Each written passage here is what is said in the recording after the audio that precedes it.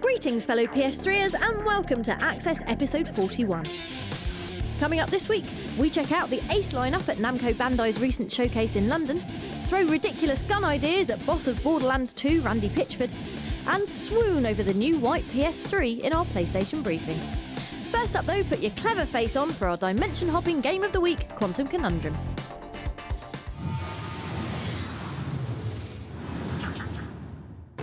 Normally we'd associate visiting our uncle's house with irritating cousins, the stale whiff of last night's korma, and sadness.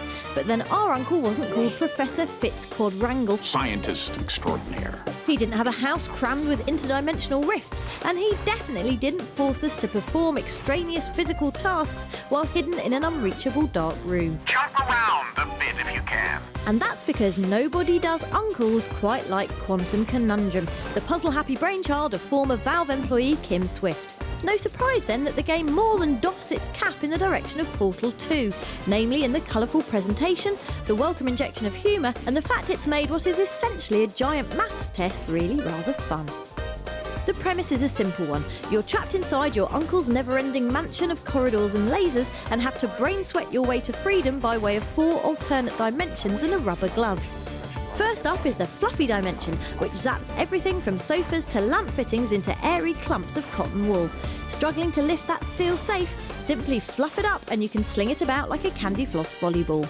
Then there's the heavy dimension, which unsurprisingly adds a ton of flab to Quadrangle's household knickknacks.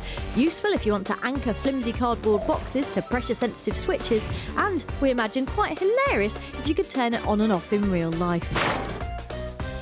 We won't insult your intelligence by explaining the slow motion and reverse gravity dimensions, seeing as how you'll need every ounce of cerebral oomph to navigate through Quantum Conundrum's tricky latter stages. Suffice to say, you'll have to come up with ingenious dimensional combos to crack some of the more intricate puzzles, but by then your grey matter will be ticking along nicely, and the game rarely feels like it's sneering down its nose at your intellectual incompetence. Quantum Conundrum is intricately designed, visually charming, and doesn't require a master's degree in superstring theory to unravel. It's also out on July the 11th, and we recommend it like chucking a big lump of metal through your uncle's window the next time you go round.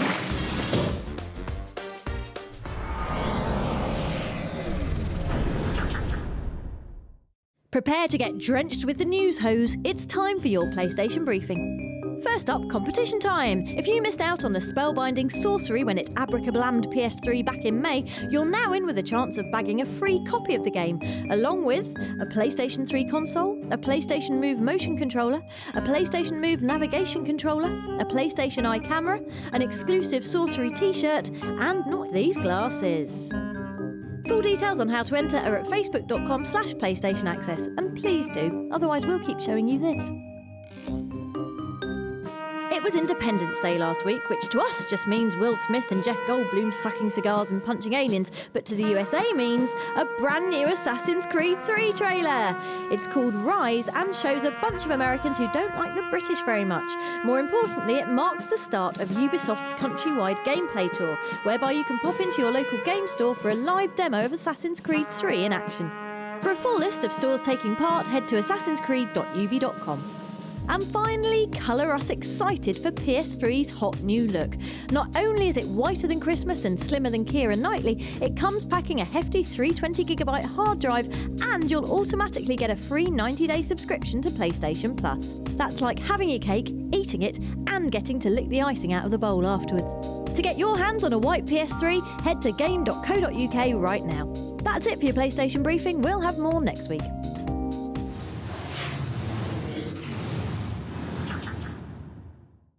Time for a look at games you can buy from your sofa. It's the week's best from On The Store. Game of Thrones won't be on the telly again for ages, and you've still got a few weeks until Skyrim's Dawnguard DLC comes out, so why not get your swords and sandals fix with Dungeons & Dragons Daggerdale, available for download today. As well as featuring lots of the letter D, the game also has elves, dwarves, goblins, and killing things with fire. If only it had a baddie with a really evil laugh, it would... Oh, well played, Daggerdale. Well played. A little less orc-infested is this latest slice of DLC for the still there and still brilliant Little Big Planet 2. The Summer Games Pack chucks in a load of Olympic-themed costumes for Sackboy to prance about in and is an excellent excuse to cobble together a load of London 2012-centric levels. Pro tip, don't make them as rubbish as this one. Time for a quick reminder about PlayStation Plus's Instant Game Collection, a set of quality PS3 titles available at a fat discount for Plus subscribers. Game of the month is currently Deus Ex Human Revolution, but you can also get your hands on gems such as Infamous 2, Motorstorm Apocalypse and Oddworld Stranger's Wrath HD. If you're not yet a Plus member, you can sign up at the front of the PlayStation Store or by hitting the big yellow icon on your XMB. We finish off with a pick from the video store as Dan Radcliffe proves he can do more than wear glasses and play Quidditch in The Woman in Black. Look at his range. Here's pensive, here's earnest, and scared witless, which is the one you'll be seeing the most, as Woman in Black is all about turning you into a weeping, trembling wreck. It mostly succeeds, but the jumpy bits are clearly signposted. Yeah, Dan, she's blatantly going to appear behind you. Oh, okay, maybe not. Ah! That's your lot from the store for now. We'll be back with more digital goodies next week.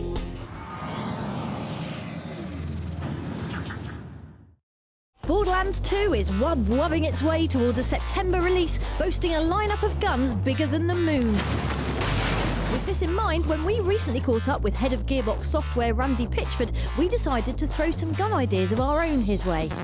So let's play Pitching with Pitchford! OK, Randy, first up, the Texan, a supersized rifle that comes with no fewer than 4 barrels, fittings for up to 17 attachments and sights, and makes the Dixie horn noise from Dukes of Hazzard when fired. Comes in chrome with optional cheese topping. Too big to actually carry. Because we put cheese on everything in Texas? Is that the... You know, actually, if it's deep fried, that's what we do. We deep fry everything. So you got to deep fry the gun, and that's what really juices it up a lot. And wrap it in bacon. Then now you're on to something. Then we've got the British Summer Launcher, a cannon that shoots out a miserable grey cloud that covers the entire landscape and produces an incessant apologetic drizzle. Enemies are all forced to get out umbrellas and are paralysed by constant tutting. If we would Borderlands that up, we'd have electricity coming out of the sky, we'd have guys jibbing, heads exploding. We'd want to really turn that to 11. The Catatonic bombards the enemy with endless gifs of really cute internet kittens. Enemy cannot do anything for at least half an hour. I think that might work on some of the human creatures on Pandora, but the problem is there's a lot of indigenous life. They'll just want to eat the damn things. But I think that would work for, I think there's a soft side in the heart of every bandit on Pandora, so I think that could be effective. Thanks, Randy. We'll have more on Borderlands 2 very soon.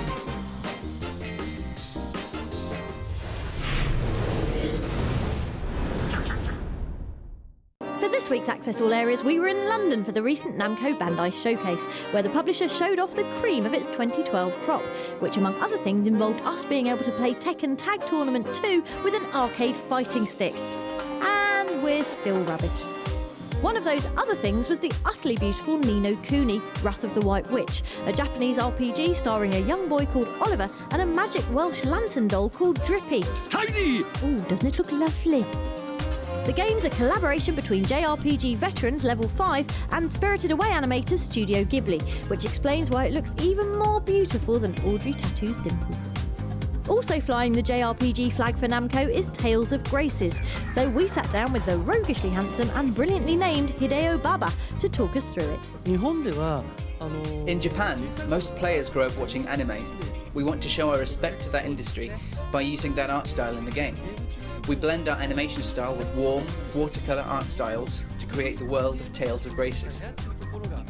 To round off the day, we had a chat with Access favourite and Tekken Tag Tournament 2 producer Katsuhiro Harada and did our usual hard-edged journalism thing by asking what Kazuya would buy Daddy Heihachi for his birthday. そうですね。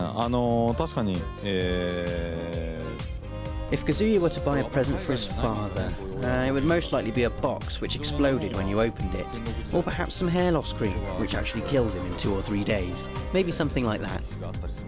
But what about Rubbish Dinosaur Gone? Why isn't he in the game? 3の時に出した時 I は got so many complaints for putting him into the game, and it's kind of interesting how, once time has passed, everyone says, bring back Gone, bring back Gone. If you're going to complain now, I wish you had liked him the first time round.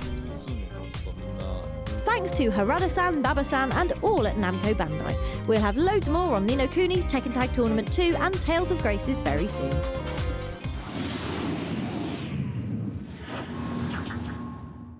Before we go, there's just time to share this sneaky bit of wordplay, courtesy of Hideo Kojima and the Metal Gear Solid HD collection. In Metal Gear Solid 2's Tanker Mission, lead Snake down to Deck A of the crew's quarters and open this locker. Inside you'll see a lovely poster of a lady. Simply stand there and stare at her for a bit and then give Otacon a ring. What do you think you're doing, Snake? You don't have enough to keep you busy? Try to remember the mission if you can. Snake! That's just wrong.